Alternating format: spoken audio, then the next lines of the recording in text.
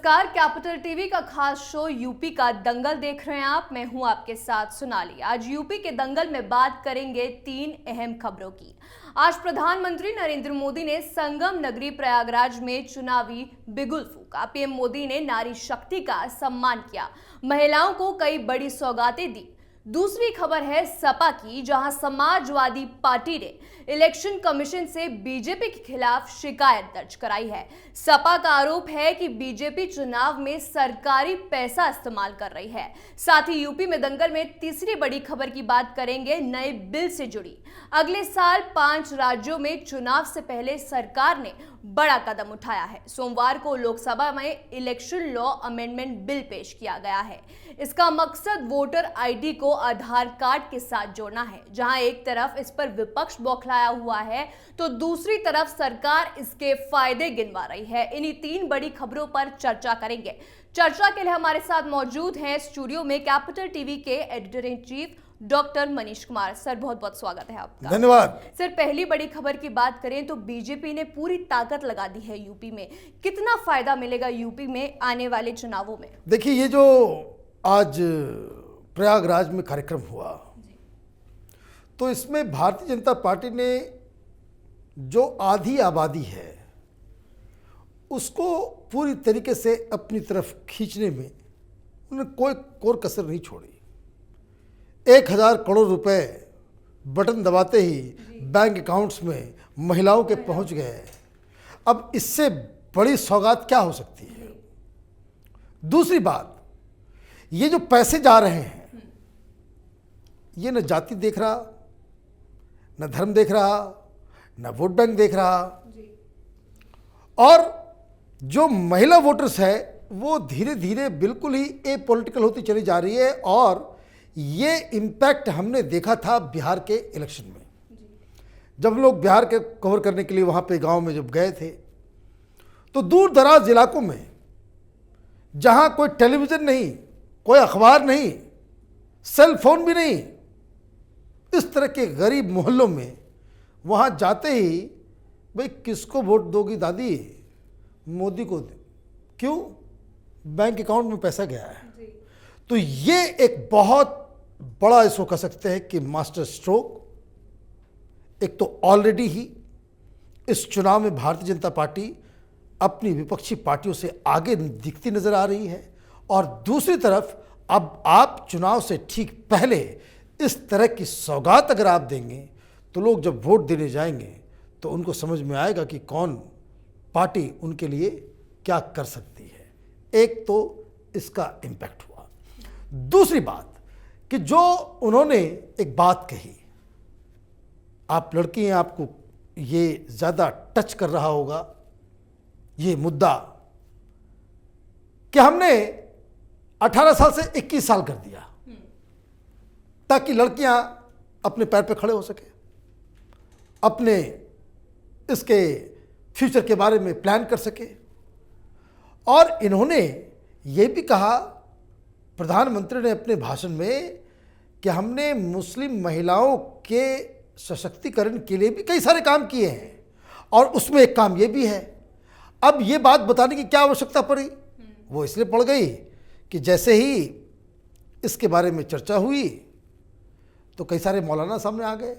उन्होंने कह दिया कि भाई देखिए, ये सरकार ठीक नहीं है, लड़कियों की शादी कब हो, कैसे हो, इसमें सरकार कोई नीति नहीं बना सकती। तो उलेमाओं ने, मौलानाओं ने इसका अपोज किया, तो सेकुलर पार्टियां जो मुस्लिम वोट बैंक की प्यासी लालची वो है, वो उनके साथ खड़े हो गई। और प्रधानमंत्री ने फौरन ही एक लाइन ले लिया। मतलब ये कि बीजेपी जाल बिछाती है, जाल में ये लोग फंसते हैं, और भारतीय जनता पार्टी अपना खेल कर जाती है। तो ये दूसरी एक जो उसको कह सकते हैं आज हासिल।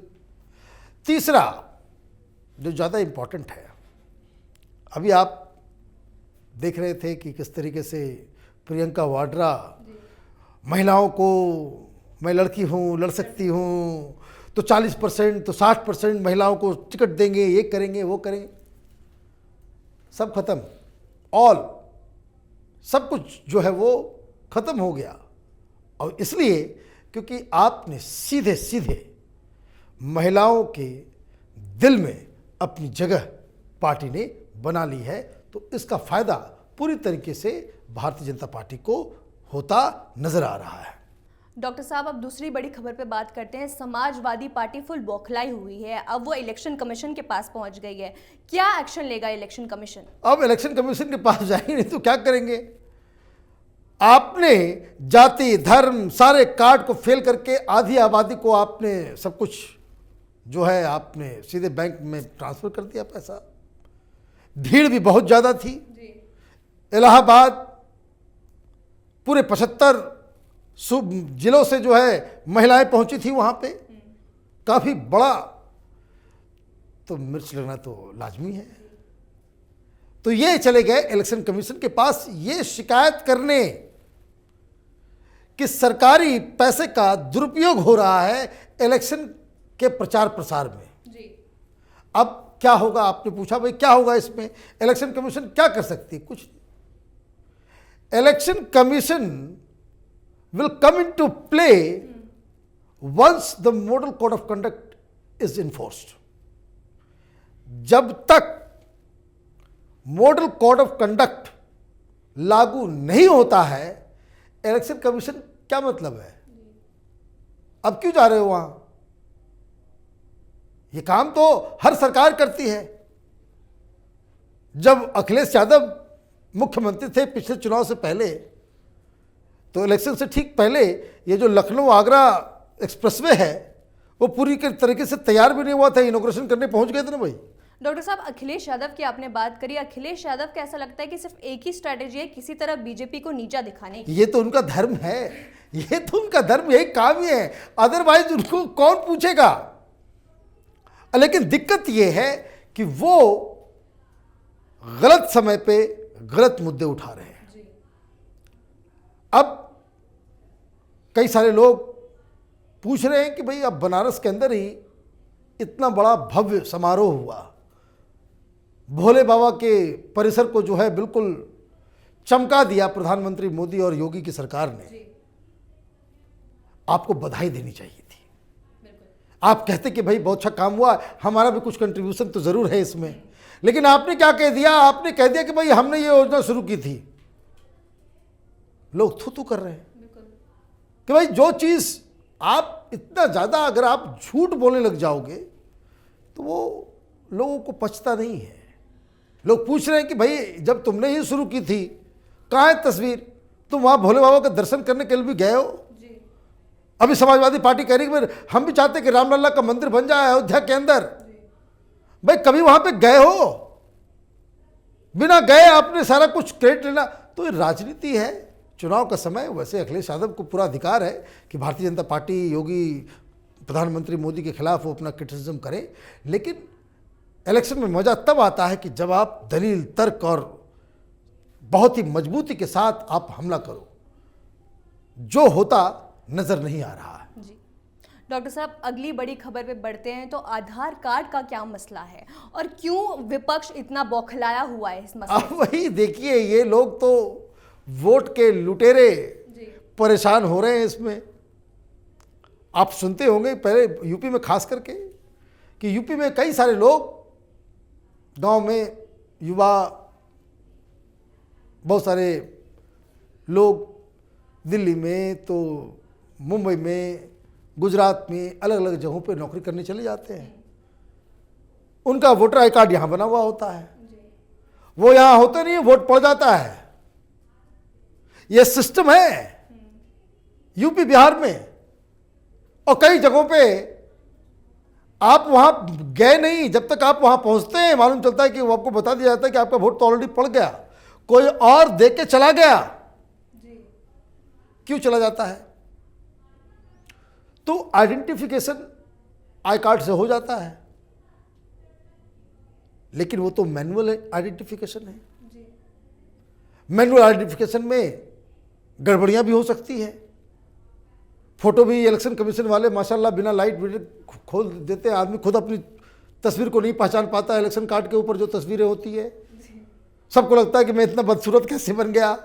ये इलेक्शन कमीशन का सरकारी कैमरे का कमाल है। लाइट नहीं, कुछ नहीं, कोई आपने उसको कोई आदमी मिटा भी देता है।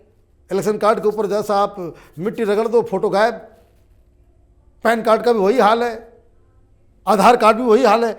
लेकिन जब आइडेंटिफिकेशन आधार के जरिए होगा, जब आपका थंब वहां पर रखना पड़ेगा, क्या आप वोटर नंबर, इस बूथ के वोटर नंबर 501 है, आपका लिंक जुड़ा हुआ है आधार से, आप वहां पे उंगली दबाएंगे, वो रजिस्टर हो जाएगा कि भाई आप ओरिजिनल आदमी हैं।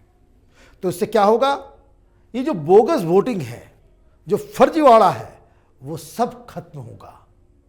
अब कोई आदमी इस प्रोसेस का विरोध करे तो इसका मतलब साफ है कि वो फ्री एंड फेयर इलेक्शन नहीं चाहता है।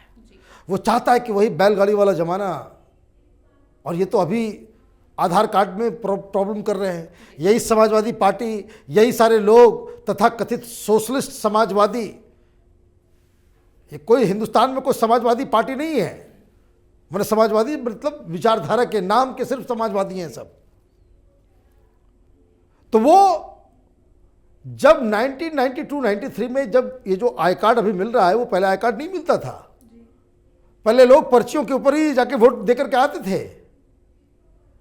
तो जब टीएन सेशन ने इसे लागू किया था तो ये लोग इसी तरह से बवाल मचा रहे थे। वो क्यों मचा रहे थे? भाई ये फ़ोटो कैसे खींचा जाएगा, ये फ़ोटो से कैसे मिलान होगा, हमारे घर की बहू बेटियां तो वो बुरके में जाती हैं, अगर फ़ोटो से आइडेंटिफाई करना होगा तो महिलाओं को बुरके हटाना होगा, ये तो बर्दाश्त नहीं होगा। तो सारे मुस्लिम वोट्स के जो लालची हैं वो चालू हो गए कि नहीं नहीं नहीं नहीं, नहीं लगना चाहिए। लेकिन फिर भी लगा। कुछ चीज़ें समय के साथ बदलती हैं, बदलना चाहिए, बदलना पड़ेगा। हम 10 साल के बाद उस तरह के सिचुएशन को देख रहे हैं कि जहां लोग वोटिंग करने के लिए पोलिंग बूथ में उनको जाने की आवश्यकता नहीं हो। हमारे पास टेक्नोलॉजिकल एडवांसमेंट इतना ज़्यादा हो, इतना रोबोस्ट सिस्टम हो कि जिसके जरिए हम अपने फ़ोन पे ही अपने कंस्टिट्यूंसी में, चाहे हम मुंबई में रहें या दिल्ली में रहें, ऑफिस में रहें या काम करते हुए विदेश में रहें, जितने आर्मी वाले हैं, जितने सर्विस करने वाले लोग हैं, वो अपने घर पे नहीं होते, कहीं भी ड्यूटी पे हो, वो वहीं से अपने फ़ोन के ऊपर ही अपना वोटिंग राइट जो है वो एक्सरसाइज करें, ताकि हिंदुस्तान उस तरफ चला जाए कि जहां 100% वोटिंग हम लोग इंश्योर कर सकें। ये जो कहीं 40% वोटिंग हो जाती है, कभी 50%, उसके अलावा टेक्नोलॉजी अगर है तो उसका इस्तेमाल होना चाहिए। और जो कोई भी टेक्नोलॉजिकल एडवांसमेंट को, democratic system, democratic procedure, judiciary, police, administration, hospital, अगर इसमें विरोध करता है कि टेक्नोलॉजी नहीं चाहिए, तो वो देश के लिए खतरनाक है। डॉक्टर साहब, ये फायदे विपक्ष क्यों नहीं समझ पा रहा है? जब भी सरकार कोई बड़ा काम करने जाती है, विपक्ष अड़चन डाल देता है। वो समझ में आता है उनको, ऐसे नहीं कि मूर्ख हैं। अखिलेश यादव ऑस्ट्रेलिया से पढ़ाई करके आए हैं, लेकिन उनको मालूम है कि ये सिस्टम लग जाएगा तो वोट कैसे लूटा जाएगा, फिर फर्जी वोटिंग कैसे होगी, फिर बुरका में लोगों को फर्जी लाइन लगा करके किस तरह से वोटिंग करवाया जाएगा। तो ये सारे लोग उसको जानते हैं, इसलिए इसका विरोध कर रहे हैं। और मैं आपको ये भी बता दूं, और वो ये भी जानते हैं कि समय के इस रथ को रोका नहीं जा सकता। टेक्नोलॉजी सारे चीज़ों में इन्फिल्ट्रेट कर रही है और करना चाहिए, इसे कोई माइकल लाल रोक नहीं पाएगा। बहुत बहुत शुक्रिया डॉक्टर साहब। जी हाँ, तो चुनाव नजदीक है, ऐसे में जनता की नजर हर एक पार्टी के कदम पर है। कौन सी पार्टी किसके साथ इस बार चुनावी जमीन में उतरेगी, और सबसे बड़ा सवाल 2022 के चुनाव में कौन जीतेगा यूपी का दंगल। आज के इस खास शो यूपी के दंगल में बस इतना ही। उत्तर प्रदेश से जुड़ी तमाम बड़ी खबरों के लिए देखते रहिए कैपिटल टीवी उत्तर प्रदेश। नमस्कार।